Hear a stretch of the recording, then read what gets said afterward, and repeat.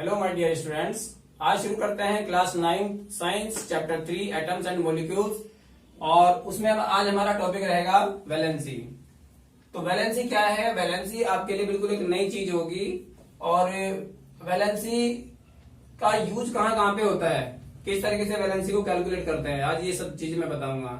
क्योंकि अगर वैलेंसी नहीं पता होगी तो कोई भी जो केमिकल फॉर्मूले होते हैं वो केमिकल फॉर्मूले आप नहीं बना पाएंगे। तो सबसे पहले जान लेना ये जरूरी है कि वैलेंसी है क्या।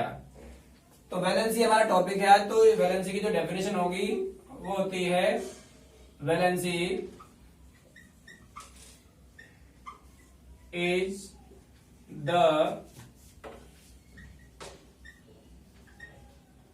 कंबाइनिंग पावर और capacity of an element is known as its valency।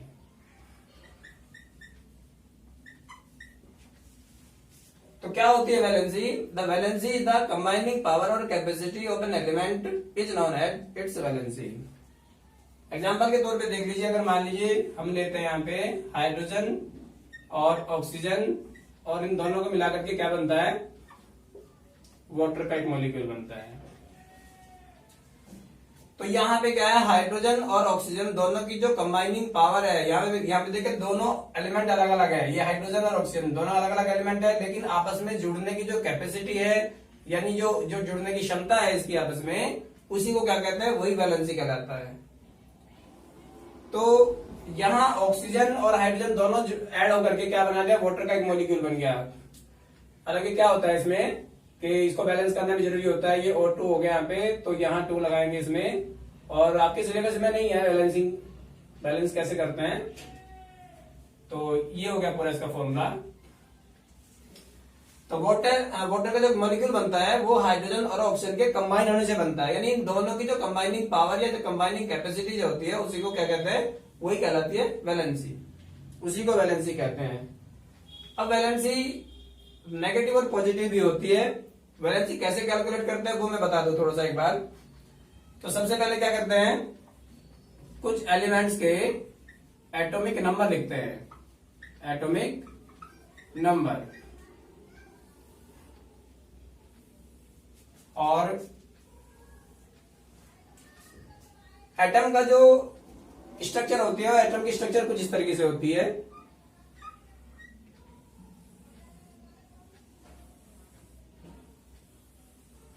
ये एटम की स्ट्रक्चर होती है।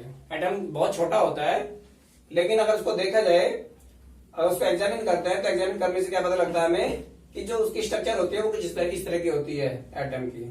तो सबसे बीच में क्या होता है? यहाँ पे होता है न्यूक्लियस। इसको क्या बोलते हैं? न्यूक्लियस। एटम का न्यूक्लियस होता है ये, और न्यूक्लियस के अंदर क्या होता है? यहां पर न्यूट्रॉन और प्रोटॉन्स होते हैं। न्यूट्रॉन्स और प्रोटॉन्स कहां होते हैं? एटम के न्यूक्लियस में होते हैं। और ये जो बाहर आप देख रहे हैं, ये जो सर्कुलर ये लाइंस जो होती है, इनको क्या बोलते हैं? इनको ऑर्बिट्स बोलते हैं, या फिर इसको ऑर्बिट्स कहते हैं, या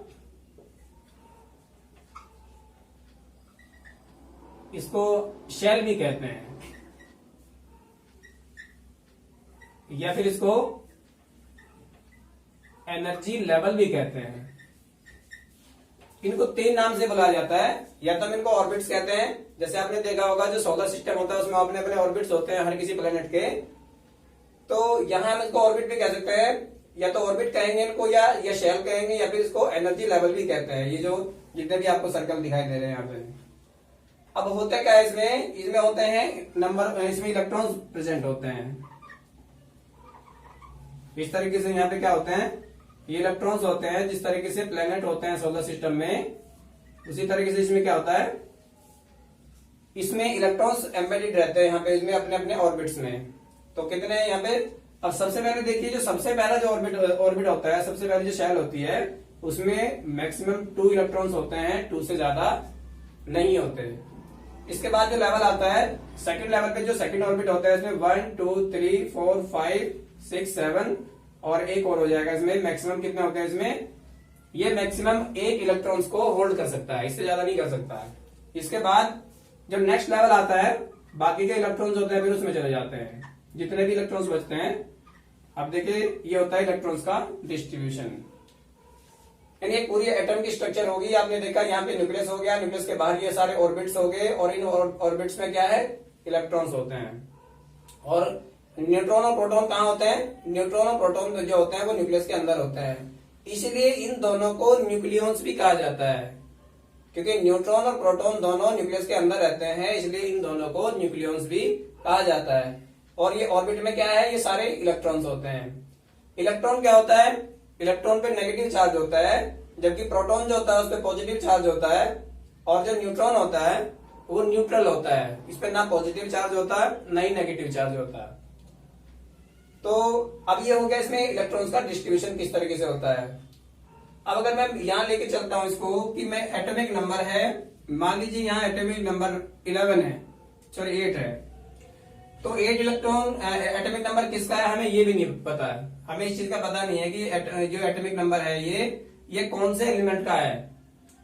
लेकिन हम ये पता लगा सकते हैं कि ये एक मेटल है या नॉन मेटल है, और इसकी वैलेंसी पॉजिटिव होगी या नेगेटिव होगी और कितनी होगी। तो सबसे पहले देखते हैं ये लेवल जो होते हैं, इसमें लेवल लिख लेते हैं। एनर्जी लेवल इसको कहा था मैंने अभी, K L M N, इस तरीके से करके ये लेवल्स होते हैं, ये ऑर्बिट्स होते हैं। जैसे सबसे पहले वाला जो ऑर्बिट है इसको हम क्या कहते हैं, ये K शेल होता है, ये वाला M शेल होता है, इसके बाद में सॉरी L, और जो इसके बाद वाला होता है M। तो इनको कुछ इस तरीके से नाम देकर रखते हैं, K L M N करके, इस तरीके से ये ऑर्बिट्स होते हैं, इनको शेल भी कहते हैं। तो अगर मैं बात करता हूं कि एटॉमिक नंबर किसी एलिमेंट का 8 है तो उसका डिस्ट्रीब्यूशन कैसे होता है। सबसे पहले जो ऑर्बिट है, सबसे पहले ऑर्बिट में मैंने क्या बताया कि सबसे पहले ऑर्बिट में 2 से ज्यादा इलेक्ट्रॉन नहीं होते, वो केवल 2 ही इलेक्ट्रॉन को होल्ड करता है। तो यहाँ पे क्या आएगा, पहली शेल में 2 से ज्यादा इलेक्ट्रॉन नहीं होंगे। इसके बाद यहाँ कितने बचे, 8 थे, यहाँ पे 2 यहाँ आ गए, तो कितने बचे 6। तो 6 आपका कौन से लेवल में इसमें चला जाएगा, ऑर्बिट में, नेक्स्ट ऑर्बिट में चला जाएगा। यानी जो 6 बचेंगे, 8 थे ना, तो 2 इसमें आ गए, तो बाकी के जो बचे हुए 6 वो इसमें आएंगे, इस वाले ऑर्बिट में। तो यहाँ अभी हम इसकी वैलेंसी पता करेंगे कि इसकी वैलेंसी क्या होगी, नेगेटिव होगी या पॉजिटिव होगी। तो सबसे पहले आप ध्यान दीजिएगा, इसमें इसको स्टेबल होना होता है, या तो यहाँ पे स्टेबल होता है या फिर यहाँ पे स्टेबल होता है, 2 जगह स्टेबल होने की होती है। अगर यहाँ स्टेबल होता है, और स्टेबल कितने में होता है मैंने बताया था कि मैक्सिमम 8 इलेक्ट्रॉन्स होते हैं, 8 से ज्यादा होल्ड नहीं करता, 8 इलेक्ट्रॉन्स होते हैं, उससे ज्यादा नहीं होल्ड करता। तो अगर यहाँ पे 8 पूरे करने होते हैं इसके, तो कितने इलेक्ट्रॉन्स की जरूरत है इसको 2 इलेक्ट्रॉन्स की जरूरत है, क्योंकि यहाँ 6 पहले से ही है, इसको 2 इलेक्ट्रॉन्स की जरूरत है। तो इसकी जो वैलेंसी होगी वो क्या होगी, वो 2 माइनस होगी। अब माइनस क्यों होगी, क्योंकि यहाँ इसको रिक्वायरमेंट है, इसको जरूरत है 2 की, और जिसको जरूरत होती है उस पे हमेशा क्या होता है, नेगेटिव साइन आता है।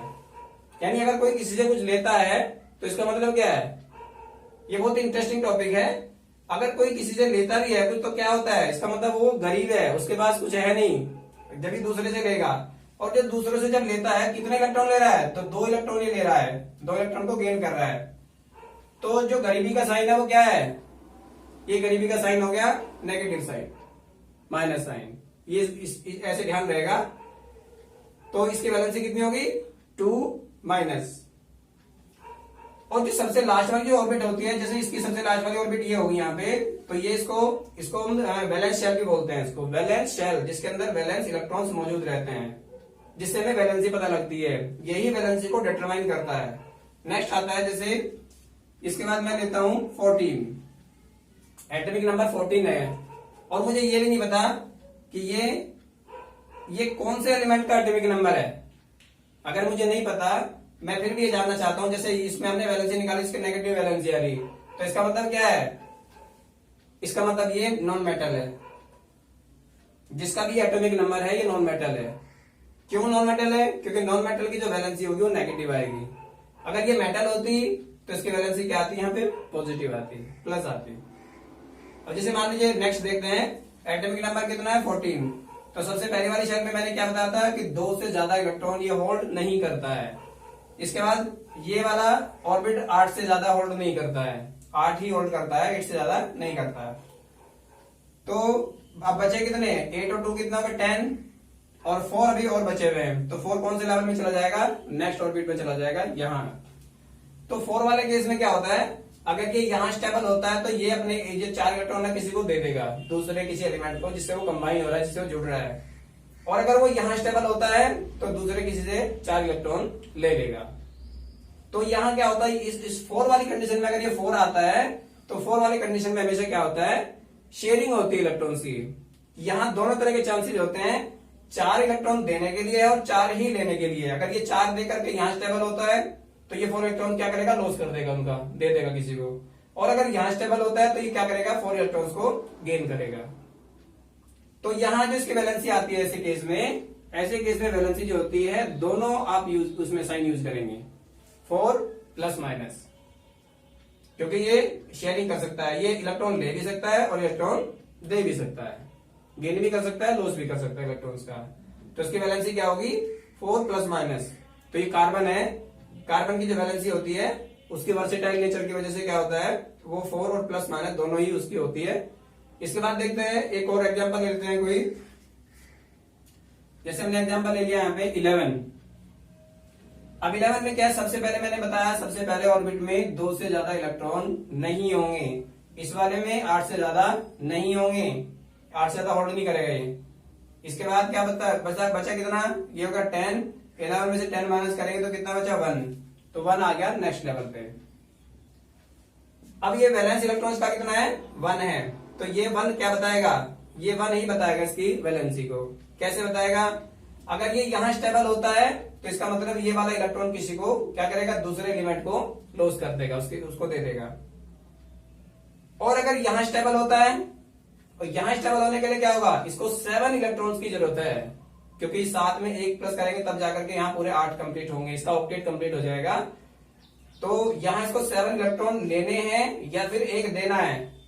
अब इसको 1 देना या 7 लेना, 7 इलेक्ट्रॉन लेना या 1 देना, इसके लिए कौन सा आसान होगा, ये देख लेते हैं कि जो आसान होता है वही होता है इसमें। अब इसके लिए 7 लेना मुश्किल हो गया, 1 देना आसान होगा, क्योंकि इसको अगर ये 7 इलेक्ट्रॉन लेता है किसी से तो इसको बहुत ज्यादा एनर्जी लगानी पड़ेगी, इसमें होल्ड नहीं कर पाएगा। तो क्या करेगा, 1 इलेक्ट्रॉन को क्या करेगा, वो दूसरे एलिमेंट को दे देगा।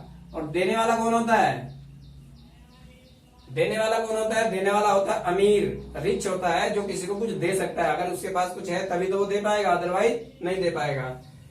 तो ये अमीरी का साइन क्या होगा, पॉजिटिव साइन हो गया। और वैलेंसी को इसको यहां लिख लेते हैं, क्योंकि ये तो चारों सेल होगी ना, यहां पे लिख लेते हैं वैलेंसी। तो वैलेंसी ये जो 2 माइनस है हमारा, वो कहाँ होगा, यहाँ पे होगा। इसी तरीके से जो 4 प्लस माइनस है, ये 4 प्लस माइनस भी यहाँ होना चाहिए, और एक वैलेंसी जो होगी इसकी वो भी यहाँ पे आएगी, क्योंकि ये तो शेल है, KLMN करके क्या होता है, मैंने ये क्या होता है, ये ऑर्बिट्स होते हैं, ये शेल होते हैं। तो वैलेंसी कहाँ आएगी, यहाँ पे आएगी। तो आपने देखा कि अगर मान लो एटॉमिक नंबर हमें पता है तो उस तरीके से हम क्या बता सकते हैं कि उसकी वैलेंसी क्या होगी, किस तरीके से निकालते हैं, ये आपने सीख लिया। और इनमें भी बता सकते हैं कि मेटल होगी या नॉन मेटल होगी। जैसे ये नेगेटिव आई है तो ये इसका मतलब नॉन मेटल है, ये वाली प्लस माइनस दोनों में ही है, लेकिन ये कार्बन होता है, ये अलग केस होता है थोड़ा सा, लेकिन वो नॉन मेटल ही होता है कार्बन भी। और 1 प्लस है, इसका मतलब क्या है, ये इसका मतलब है कि भी मेटल है। तो अभी और थोड़ा जान लेते हैं कोई और एटॉमिक नंबर लेकर के। एक चीज आपको और पता होनी चाहिए कि जो भी एटॉमिक नंबर होता है वो किसके इक्वल होता है, जितने नंबर ऑफ प्रोटॉन्स होते हैं। यानी जितने नंबर ऑफ प्रोटॉन्स होते हैं यहाँ पे न्यूक्लियस के अंदर, उतना ही किसी एलिमेंट का एटॉमिक नंबर होता है। और जितने नंबर ऑफ प्रोटॉन्स होते हैं उतने ही नंबर ऑफ इलेक्ट्रॉन्स, ये जो यहाँ पे आप देख रहे हैं इलेक्ट्रॉन्स हैं, ये उतनी ही नंबर होती है जितनी नंबर ऑफ प्रोटॉन्स की होती है।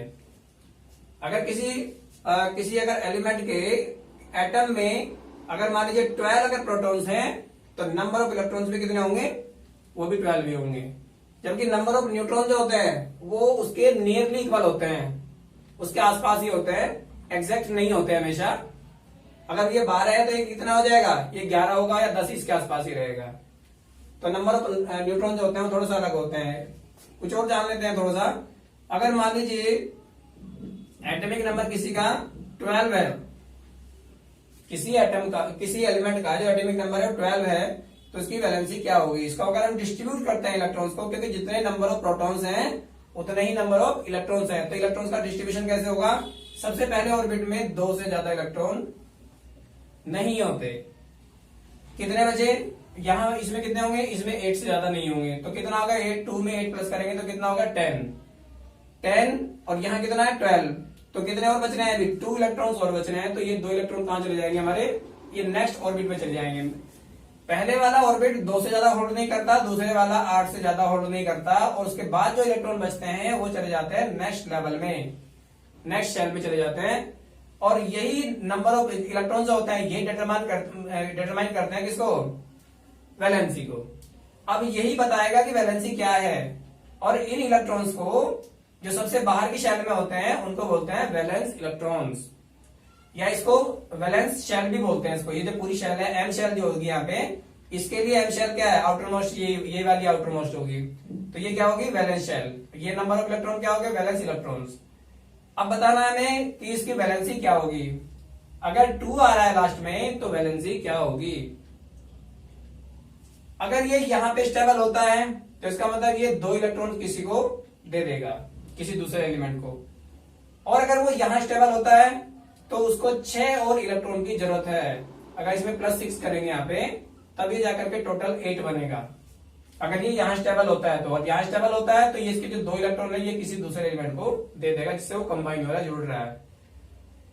तो अगर ये देखिए, इसके लिए 2 देना या 6 लेना कौन सा आसान होगा। अब हम यही देखेंगे कि क्या चीज आसान होगी, 2 देना आसान होगा या 6 लेना आसान होगा। तो 2 देना आसान होगा। अगर 2 देना आसान है तो इसकी वैलेंसी क्या होगी 2+। प्लस क्यों आया मैंने बताया था अभी पहले, क्योंकि ये किसी को दे रहा है अपने इलेक्ट्रॉन्स। अगर वो 6 लेता तो उसकी वैलेंसी नेगेटिव हो जाती, लेने वाले की जो वैलेंसी होती है वो नेगेटिव हो जाती है, और जो देने वाला होता है ये इलेक्ट्रॉन गेन लॉस कर रहा है अपना, तो उसकी वैलेंसी क्या हो जाएगी 2+। इसके बाद कोई और नंबर ले लेते हैं, जैसे नंबर ले लिया हमने 17, एटॉमिक नंबर 17 है, और हमें ये देखना है कि इसकी वैलेंसी क्या होगी। तो सबसे पहली शेल में क्या है, 2 से ज्यादा इलेक्ट्रॉन नहीं होते, दूसरे वाले में 8 से ज्यादा नहीं होते, 2 और 8 कितने हो गए 10, कितने बच गए अभी 7 और बच रहे हैं। तो 7 आपके कहां जाएंगे, नेक्स्ट लेवल में आ जाएंगे। तो यहां अगर हमें वैलेंसी निकालनी है इसकी, तो इसकी वैलेंसी क्या होगी।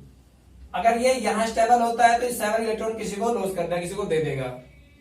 और अगर यहां स्टेबल होता है तो ये क्या करेगा, किसी से 1 इलेक्ट्रॉन ले लेगा।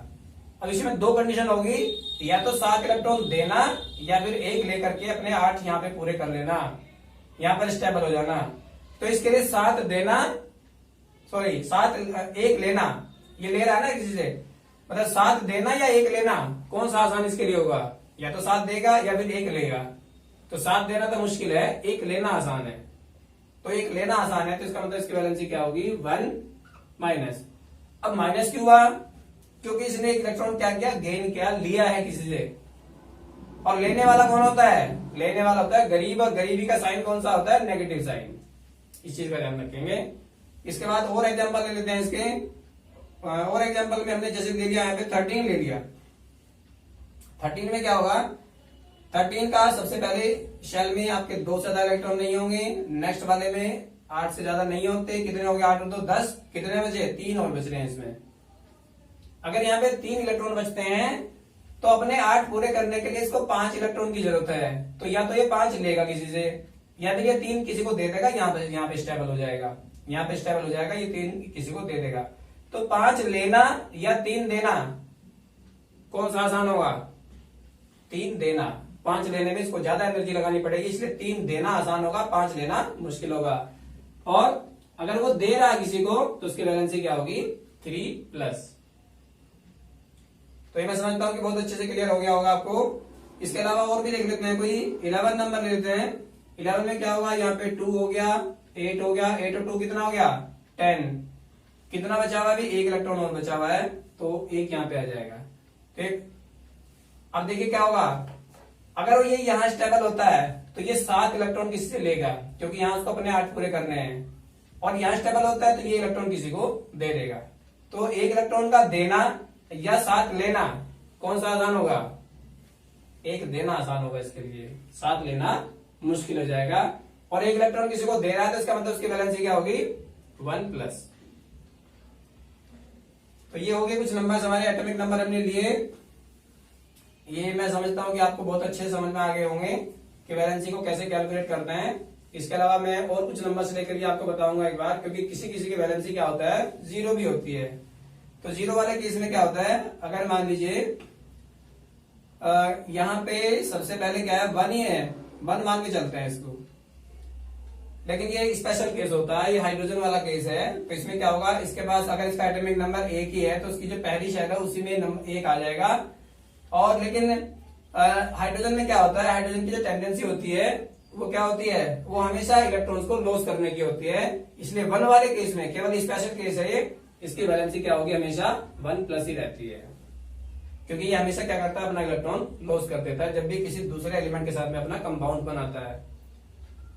और अगर हम 2 की बात करते हैं, नंबर 2 की बात करते हैं, तो क्या होगा, सबसे पहले में क्या आएगा, यहाँ पे 2 ही आते हैं, क्योंकि इसमें 2 से ज्यादा नहीं होते पहली शेल में।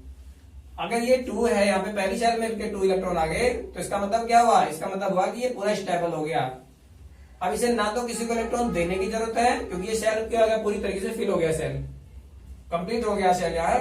तो ना ही इसे इलेक्ट्रॉन लेने की जरूरत है, ना ही इलेक्ट्रॉन देने की जरूरत है। तो क्या करेंगे इसको, इसकी वैलेंसी क्या होगी, ऐसे केस में वैलेंसी क्या होती है, 0 होती है वैलेंसी। ठीक है, इसका मतलब इसी तरीके से एक और एग्जांपल लेते हैं, 10 है जैसे मान लीजिए। अब 10 वाले केस में सबसे पहले मैंने बताया कि 2 से ज्यादा इलेक्ट्रॉन ये होल्ड नहीं करता पहला शेल। इसके बाद कितने बचे, 8 बचे, 8 और 2 कितने हो गए, पूरे 10 कंप्लीट हो गए। तो ये वाला शेल है, ये भी कंप्लीट हो गया, ये शेल है, ये भी कंप्लीट हो गया। जब शेल पूरी तरीके से कंप्लीट हो जाते हैं तो इलेक्ट्रॉन्स का ना तो लॉस होता है ना ही गेन होता है। तो वो क्या होता है, उसकी जो कंबाइनिंग पावर होती है वो क्या होती है, वैलेंसी होती है उसकी 0। जब भी शेल पूरी तरीके से फिल हो जाएगी तो वैलेंसी क्या होगी, उसकी 0 वैलेंसी होगी। और 0 जो वैलेंसी होती है अक्सर किसकी होती है, कुछ गैसेज होती है जिनको हम इनर्ट गैस बोलते हैं, इनर्ट गैसेज या इनएक्टिव गैस भी कहते हैं। जो गैस किसी के साथ में रिएक्ट नहीं करती तो वो क्या होती है, उनकी वैलेंसी होती है 0। और रिएक्ट ना करने का रीजन क्या है, उसका ना करने का रीजन होता है कि उसकी जो सेल होती है पूरी भरी हुई होती है, तो ना उसे इलेक्ट्रॉन गेन करने की जरूरत है, ना उसको लॉस करने की जरूरत है। तो ये था हमारा आज का टॉपिक, वैलेंसी। वैलेंसी क्या होती है, वैलेंसी कैसे फाइंड करते हैं, और आगे इससे आगे जो वीडियो आएगी मेरी उसमें मैं बताऊंगा कि वैलेंसी का यूज करके केमिकल फॉर्मूले कैसे बनाए जाते हैं। एक छोटा सा एग्जांपल मैं उसके लिए दे देता हूं। जैसे मान लीजिए हमारे पास में सोडियम क्लोराइड है, इसका फॉर्मूला क्या है, NaCl। NaCl सोडियम क्लोराइड एक कोई कंपाउंड है हमारे पास में। तो इनकी जो वैलेंसी है क्या होती है, इसकी वैलेंसी इस तरीके से होती है, इसको अलग अलग करके लिख लेते हैं पहले। इसकी वैलेंसी क्या होती है, 1+, ये मेटल होती है, ये नॉन मेटल होती है, और इसकी जो वैलेंसी होती है 1- होती है। तो यहां हम क्या करते हैं, ऐसे केस में इनकी क्रॉस मल्टीप्लाई कर देते हैं इस तरीके से। तो Na की 1 से मल्टीप्लाई करेंगे तो Na ही रहेगा, क्योंकि 1 लिखते नहीं है। अगर 2 होता तो यहाँ पे 2 लगाते हैं इसमें, लेकिन क्योंकि 1 है तो लगाने की जरूरत नहीं है। Cl की मल्टीप्लाई करेंगे 1 से तो Cl बन जा Cl। तो इस तरीके से इसकी वैलेंसी इसके नीचे लिखते हैं, इसकी वैलेंसी इसके नीचे लिखते हैं, तो दोनों की क्रॉस मल्टीप्लाई कर देते हैं। इस तरीके से ये बन जाता है कंपाउंड। तो दोनों कंबाइन हो गए, सोडियम और क्लोरीन, और क्या बनाया, सोडियम क्लोराइड। इसी तरीके से और भी एग्जांपल ले सकते हैं हम। एक और एग्जांपल ले लेते हैं। अगर हम एक और एग्जांपल लेके समझते हैं तो जैसे मैग्नीशियम होता है, मैग्नीशियम क्लोराइड, फॉर्मूला क्या होता है, MgCl2। और अगर इसको हम ये देखते हैं कि ये फॉर्मूला बना कैसे है, तो मैग्नीशियम की जो वैलेंसी होती है, वैलेंसी कैसे निकालते हैं वो मैंने बता दिया आपको कैसे निकालते हैं। यहां मैंने एलिमेंट्स के नाम नहीं लिखे किसी के भी, यहां मैंने एलिमेंट्स के नाम इसलिए नहीं लिखे क्योंकि हमें ये देख के, अगर हमें ये पता होगा कि भाई ये एलिमेंट है और इसका एटॉमिक नंबर ये, तो वैलेंसी पता लग जाएगी इसकी है। लेकिन हमें ये कई बार क्या होता है एग्जाम में, एलिमेंट्स भी नहीं पता दे रखे होते हैं, सिर्फ क्या दे रखा होता है, हमें एटॉमिक नंबर पता है, और उस एटॉमिक नंबर से हमें सारी चीजें बतानी होती है, उसकी वैलेंसी बतानी होती है कि मेटल होगा या नॉन मेटल होगा, वो ये भी बताना होता है। वो कौन सा एलिमेंट है उसका नाम भी बताना होता है साथ में कि ये कौन सा एलिमेंट है, इसका एटॉमिक नंबर क्या है, या इसमें नंबर ऑफ इलेक्ट्रॉन्स कितने हैं, या इसमें नंबर ऑफ प्रोटॉन्स कितने हैं, वो सारा हम एटॉमिक नंबर देख के भी बता सकते हैं। तो जैसे मैग्नीशियम क्लोराइड बनाते हैं तो मैग्नीशियम की वैलेंसी क्या होती है 2+ होती है, और क्लोरीन की क्या होती है, क्लोरीन की होती है 1-। तो इनमें भी क्या होता है, मैंने क्रॉस मल्टीप्लाई करेंगे, इस तरीके से क्रॉस मल्टीप्लाई हो जाएगी। तो Mg की मल्टीप्लाई 1 से करेंगे, मैग्नीशियम हो गया, Mg बन जाए Mg आएगा, और Cl की 2 से मल्टीप्लाई करेंगे तो ये बन जाएगा Cl2। तो Cl में 2 लग जाएगा और Mg की 1 से मल्टीप्लाई करके Mg आ जाएगा, तो ये बन गया मैग्नीशियम क्लोराइड। और एक चीज का हमेशा ध्यान रखेंगे कि अगर एक की वैलेंसी प्लस में है दूसरे की माइनस में है तभी जाकर के वो कंपाउंड बनता है, तभी वो आपस में जुड़ते हैं, अदरवाइज क्या होगा, आपस में वो जुड़ेंगे नहीं, आपस में वो कंपाउंड नहीं बनाएंगे। क्यों नहीं बनाएंगे, क्योंकि दोनों पे जब अलग अलग चार्ज होगा तभी वो एक दूसरे को अट्रैक्ट करते हैं। अगर दोनों की वैलेंसी, अगर हमने दो ऐसे एलिमेंट ले लिए यहाँ पे कि जिनकी वैलेंसी दोनों की प्लस है या दोनों की माइनस है, तो वे कभी भी आपस में कंबाइन नहीं होंगे, इस चीज का ध्यान रखिएगा। क्योंकि जो ऑपोजिट चार्ज होते हैं, जैसे एक नेगेटिव चार्ज हो गया दूसरे पे पॉजिटिव चार्ज हो गया, जो ऑपोजिट चार्ज होते हैं हमेशा वही एक दूसरे को अट्रैक्ट करते हैं, तभी जाकर के कंपाउंड बनता है। सेम चार्ज कभी भी अट्रैक्ट नहीं करता, वो हमेशा रिपेल करता है। तो ये छोटा सा मैंने बताने की कोशिश करी इसमें कि मैग्नीशियम किस तरीके से केमिकल फॉर्मूले बनते हैं। तो वैलेंसीज का यूज करके आगे देखेंगे, मैं अपनी अगली वीडियोज में बताऊंगा, बहुत सारे एग्जांपल्स में आपको बताऊंगा कि किस किस तरीके से कौन से एलिमेंट के कितने वैलेंसी है और किस तरीके से इनको केमिकल फॉर्मूला बनाया जाता है।